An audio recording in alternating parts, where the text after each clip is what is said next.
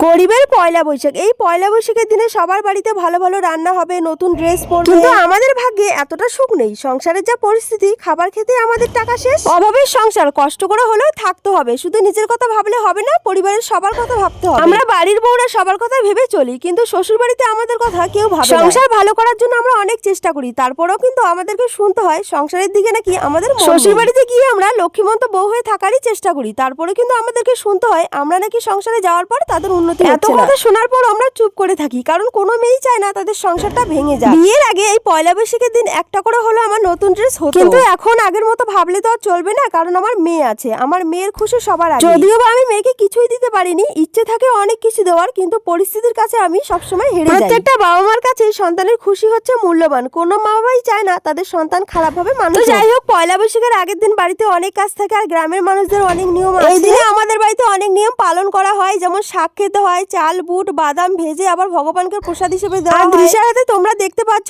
আমার কাঁঠাল, এগুলোও কিন্তু ভগবানকে প্রসাদ হিসেবে দিতে হবে। তো এক এক জায়গার এক এক রকম নিয়ম, আমরা তো ছোট থেকে এইগুলো নিয়ম দেখে এসেছি। যাই হোক, মা সকালে উঠোন লেপে নিয়েছে, আর আমি ঘরটা লেপে নিচ্ছি। আমার হাতে কয়েকটা পাতা দেখছো, এগুলো কিন্তু দরজার সামনে লাগিয়ে দিতে হবে। সকালবেলা আজকে বাড়িতে কিছুই রান্না হয়নি, বাড়িতে এত কাজ পড়েছে, বাকি কাজগুলো করতে সময় শেষ। রান্না কখন দৃশ্যা আর ভাই দই মুড়ি খেয়েছে, এখন বাজে সকাল 11টা। আমারও অনেক খিদে পেয়েছে, তাই আমিও একটু দই মুড়ি খাচ্ছি। না খেয়ে তো কাজ করা যাবে না, আবার কাজের নেশায় থাকলে খিদেও পায় না। তখন মনে হয় সব কাজ কমপ্লিট করে তারপর খাবার খাবো। আমার একটা বাজে অভ্যাস, কাজের নেশায় থাকলে যতক্ষণ কাজগুলো কমপ্লিট করতে পারবো না ততক্ষণ আমার খাবার খেতেও ইচ্ছে করে। শুধু দই মুড়ি খেয়ে কি আর পেট ভরে? দৃশ্যার অনেক খিদে পেয়েছে, আমার কাকিমা প্রসাদ দিয়েছে, সেখান থেকে দৃশ্যা একটু খেয়েছে, আবার আমাকে একটু খাইয়ে দিল। এই যে বুট বাদাম, এগুলো মা আমাকে ভাজতে বললো, কিন্তু আমি তো ভাজতে পারি না, তাই আমার গায়ে পুরো ছিটকে পড়ছে। আর মাকে দেখো কত সুন্দর করে ভাজলো। আমরা এখনকার মেয়েরা বেশিরভাগই অনেক কাজ করতে পারি না, তবে আমি যে কাজগুলো পারি না আমি চেষ্টা করি কাজগুলো মন দিয়ে শেখার। নতুন নতুন কাজ শিখতে আমার অনেক ভালো লাগে। মা কালকে শাক তুলে রেখেছে, আর এখানে অনেক রকমের শাক আছে। তো যাই হোক, দৃশ্যাকে দেখো চাল ছোলা বাদাম এইসব ভিজে খাচ্ছে। সংসারকে ভালোবাসলে মেয়েরা সংসারের জন্য সবকিছু ত্যাগ করে। তোমরাই দেখতে পাচ্ছ মা কত কিছু ভেজে রেখেছে, আর এগুলো কিন্তু জল দিয়ে ভিজিয়ে রাখবে। অনেকেই আবার শুকনো খাবে। আর এই যে পাতাগুলো দেখছো, এগুলো মা দরজার সামনে লাগিয়ে দিল। এগুলো যে কিসের জন্য লাগানো হয় আমি কিন্তু জানি না, আর এইসব নিয়ম কিন্তু টাউনের মধ্যে থাকে না। আমার শ্বশুরবাড়ি টাউনে, ওরা কখনোই এই নিয়মগুলো পালন করতো না। হ্যাঁ, নতুন ড্রেস পরতো পয়লা বৈশাখের দিনে। গরিবদের স্বপ্ন দেখতে নেই, গরিবদের স্বপ্ন কখনো পূরণ হয় না। শখের জিনিস চাইলেও আমরা কিনতে পারি না। আর এই বয়সে যদি আমরা শখের জিনিস নাই করতে পারি, তাহলে কখন করব? বৃদ্ধ বয়সে আমরা জীবনে সুখ চাই না। অনেকেই বলে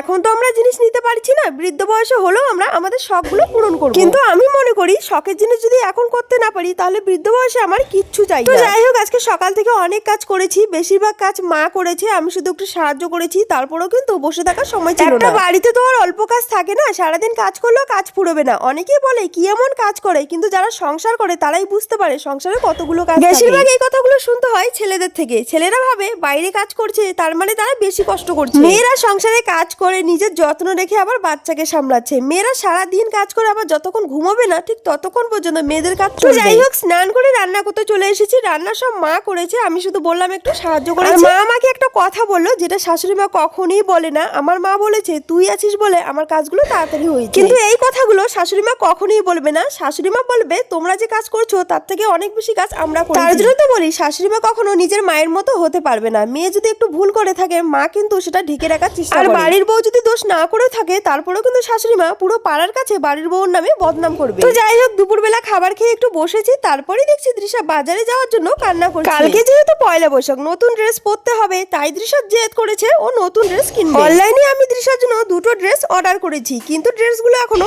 আসেনি। তো দৃশ্যা কান্না সহ্য করতে না পারে বাবা দৃশ্যাকে বাজারে নিয়ে গেল, আর দৃশ্যা দেখো কি একটা ড্রেস কিনে এনেছে। দৃশ্যার জামাটা আমার একদমই পছন্দ হয়নি, আমি দৃশ্যাকে বকা দিয়েছি। তারপর দৃশ্যা বলছে হ্যাঁ মা আমারও পছন্দ হয়। আবার দোকানে গিয়ে দৃশ্যা বলেছে 600 টাকা দিব, এই জামাটাই আমাকে দাও, কারণ এই জামাটা আমার অনেক পছন্দ। মানে তোমরাই ভাবো আমার মেয়ের মাথায় কত বুদ্ধি, 150 টাকার জামা ও 600 টাকা দিবে। আবার বাজার থেকে তরমুজ কিনে এনেছে, মা দৃশ্যাকে তরমুজ কেটে দিল, দৃশ্যা বসে খাচ্ছে, আর আমি খাচ্ছি চাল বুট বাদাম। এগুলো আমার অতটা পছন্দ না, সকাল থেকে মা অনেকবার বলেছে খাওয়ার কথা। তো যাই হোক, এটা হচ্ছে পয়লা বৈশাখের দিনের ভিডিও। আর আকাশটা দেখে মনে হচ্ছে এই বুঝি বৃষ্টি আসবে। আর আজকে তো পয়লা বৈশাখ, আজকে ভালো ভালো খেতে হবে।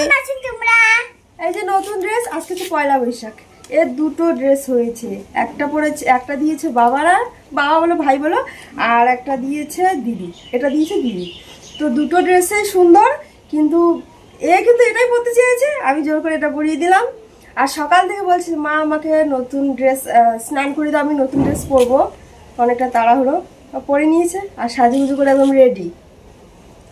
আমাকে তো সাজুগুজু কালকে যে ড্রেসটা তোমরা দেখেছো সেটা আমার পছন্দ হয়নি বলে বাবা চেঞ্জ করে এনেছে। বাচ্চাদের বেশি কিছু জিনিস দরকার পড়ে না, তারা অল্পতেই খুশি হয়। সেই ঘুম থেকে উঠেই বলছে মা আমাকে স্নান করিয়ে দাও, আমি নতুন জামা পরবো, বারবার বলে যাচ্ছে। আমি শুনছি না বলে অনেক সময় রেগেও যাচ্ছে আমার। তো যাই হোক, দৃশাকে স্নান করিয়ে দিয়ে আমি নতুন জামা পরিয়ে দিয়েছি আর দৃশা অনেক খুশি হয়েছে। ওর মুখের হাসিটা দেখলে আমার অনেক ভালো লাগে। এখন আমাদের খুশির কথা ভাবলে চলবে না, সবার আগে ভাবতে হবে আমাদের সন্তানের কথা। আমাদের সন্তান কি করলে ভালো থাকবে আমরা সেই কাজগুলোই করব। আজকে বাড়িতে রান্না হবে রিটা মাছ আর কাঁঠালের তরকারি। আমার কাঁঠাল তো খুবই পছন্দ, তাই আমার বাকি মাছ মাংস কোনো কিছুই লাগে না। দৃশা সকালবেলা কিছুই খাইনি, ওর খিদে পেয়েছে তাই একটা বেগুন পুড়ে নিয়েছি। আর বেগুন পোড়া খেতে আমার মেয়ে খুব ভালোবাসে, সেটা আমি আগের ভিডিওতে বলেছিলাম। আমি সবসময় চেষ্টা করি আমার মেয়ে কি খেতে পছন্দ করে সেই জিনিসগুলো বানিয়ে দেওয়ার। মাঝে মধ্যে একটু মন খারাপ হয়ে যায়, আমার মেয়ে অনেক সময় দামি জিনিস বায়না করে, আমি কিনে দিতে পারি না। যেটুকু টাকা থাকে স্কুল প্রাইভেট এইসব করতে শেষ হয়ে যায়। ওকে যে আমি ভালো ভালো জিনিস কিনে দিব সেটা সামর্থ্য আমার হয় না। সবাইকে সব কথা বলা যায় না বলে আমি কিছু বলি না। আমার মনের কষ্টগুলো আমি সব লুকিয়ে রাখি মনের ভিতরে। আমি চাই না আমার মনের কষ্টগুলো কেউ শুনুক আর কেউ বুঝুক। আমি এমন ভাবে চলাফেরা করব কেউ আমাকে দেখলে বুঝতেই পারবে না। মানুষের কষ্টের কথা শুনলে মানুষ কখনোই পাশে দাঁড়ায় না, উল্টে মানুষ মজা নেয়। আর নিজের মানুষরাই পাশে থাকে না, অন্যরা কি করে পাশে থাকবে? বিপদে পড়লে সবাই হাত ছেড়ে পালিয়ে যায়। সব রান্না কমপ্লিট হয়েছে, বাসনগুলো কলে পারে রেখে দিচ্ছি। কাজ ফেলে বসে থাকতে ইচ্ছে করে না, কারোর সাথে গল্প করতে ইচ্ছে করে না। যে সময়টা গল্প করে নষ্ট করব সেই সময়টা যদি বাড়ির কাজগুলো করি তাহলে অনেক কাজ এগিয়ে যাবে। আমার মেয়ে অনেক দুষ্টু হয়েছে, সারাক্ষণ শুধু এদিক ওদিক ঘুরছে। কালকে যে ওর এক্সাম সেটা ওর মনে নেই, ও ভুলে গিয়েছে। খেলার নেশা থাকলে পড়াশোনার কথা ভুলে যায়। তো যাই হোক, দুপুরে খাবার খেয়ে অনেক ঝাল লেগেছে। আজকে সবজিতে অনেক ঝাল ছিল, আমার পুরো জিহ্বাটা লাল হয়েছে। তবে হ্যাঁ, কাঁঠালের তরকারি আর মাছের তরকারি খেতে দারুণ হয়েছে। আমার পাশে একজন দাঁড়িয়ে ছিল, আমি তার সাথে গল্প করেছিলাম। আজকে দুপুরে আমি রেস্ট না নিয়ে বাইরে ঘুরতে এসেছি। তো বন্ধুরা, আজকের ভিডিওটা এখানেই, দেখা হবে অন্য একটা ব্লগে।